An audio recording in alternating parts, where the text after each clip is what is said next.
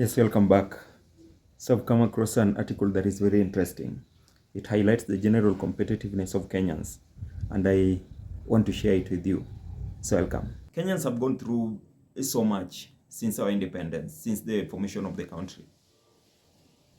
Politically, socially, and economically, it's a wonder that we are still standing, considering the kind of people that we've gotten in to serve as our leaders in the political and economic sense. So it's commendable that we still just aspire, we're still dreaming, we're still hopeful that we'll have a better life. So the indomitable and unwavering spirit of the Kenyan people is highlighted throughout the history of the tribes long before we became a nation, long before independence. The distinct differentials between the tribes accentuate why diversity is important when based not on language and complexion, but on ability, competency, and knowledge. In a society, every ethnic group is imbued with certain abilities that are specific down to the individual level. So what do we mean? Let me just expand on that a little bit. There is that the diversity of that focuses more on meritocracy, on being meritocratic, being competent. That is the kind of diversity that we are focusing on, as opposed to the diversity that highlights more of our differences, or physical differences, complexions, and so the Kenyans, and by extension human beings, are innately wired towards dependency, a characteristic that most Kenyans like. Kenyans only aspire for a conducive environment to meet our socio-economic needs. We just want the government to, we don't want freebies. We just want to be given that opportunity to do our businesses and meet our expectations. So like any other ethnicities all over the world, our varying cultures have proven detrimental. A heavy yoke on our shoulders. Culture is driving us down. So culture is focusing, the cultural practices of the tribes, of the Kenyan tribes, have been highlighted particularly during political campaigns. I can remember at the height of 2007 elections when Raila, being to prove a point to their base, that is the Kikuyus.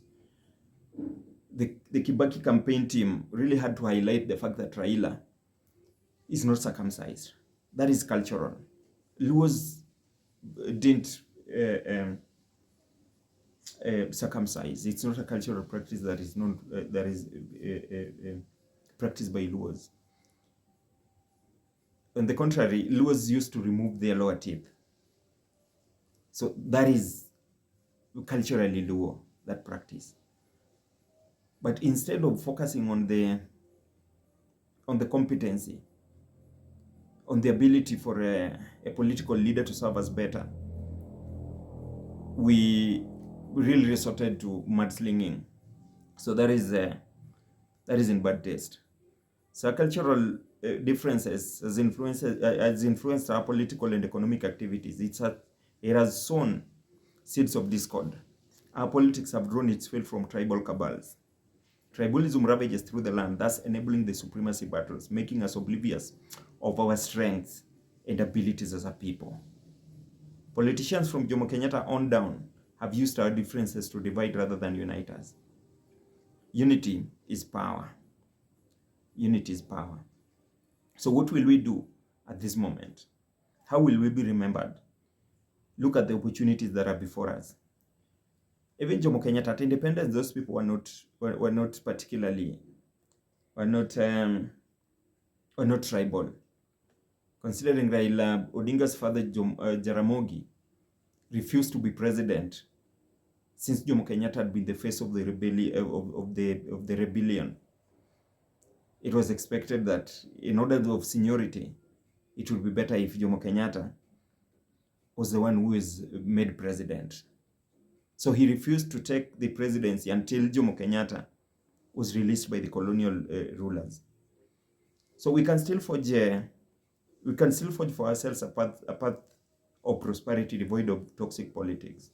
The Kenyan economic success has depended almost solely on an individual's political affiliation or connections, incentivizing large swaths of the populace to seek political office rather than build private enterprise, thus weakening the private sector, which in turn creates no jobs. Now, job opportunities are not there. I think we all agree, economically, the public sector, that is government, it's not there to create jobs for the people. The government is there to provide a conducive environment for people to work. That is basically what is expected of a government. But the converse is true in Kenyan politics. We've appended the phenomenon so much that most people really aspire to go and get political offices or get public offices rather than try to create or invest more on the private sector. So people have got into politics to create wealth, resulting in a breeding ground for corruption, hence bankrupting the nation and impoverishing the middle and lower classes. Private enterprise is what build a nation. That is what I've just said. Nations have never been built on dependence on the public sector. So public should be just that. It should be just public service. One should seek political office not to create wealth but to altruistically serve the country. Public service should fundamentally be rooted in patriotism and fidelity to the Constitution. So that is self-explanatory. I hope everybody is with me up to that point.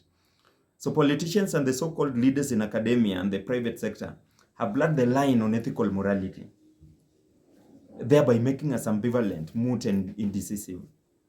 Now we celebrate and put the worst amongst us in office. We elect people who can abuse our opponents. The worst, that is the person that we ask ourselves, can our man clobber them hard enough, beat their spirit so that they never run against us? So that we break their spirit and confidence. Those are the questions that we usually ask when we are going to the political arena. It is so sad. History informs of a time when politics was genteel and our leaders were polished enough to be part of polite society, albeit for a short time. But nonetheless, where did the good times go? Times when, if you are truly a student of history, you'll know that at independence, Nairobi was predominantly Kikuyu and Masai. Since it was Masai land, but Tom Mboya, who was Luo, was very popular in Nairobi. If you read the happenings behind Tom Mboya's assassination, was because of his popularity in Nairobi. Those people thought that he would be the likely candidate to succeed Jomo Kenyatta. Now, it's not all doom and gloom. The ominous nature of the article does not imply that all is gone. So we can still turn around. It is all relative to the people we put in office, political, economic, and otherwise. This means that we Kenyans have the power of self-determination. So I hope we focus more on the things that can improve our lives rather than focusing on our differences. Subscribe. Thank you.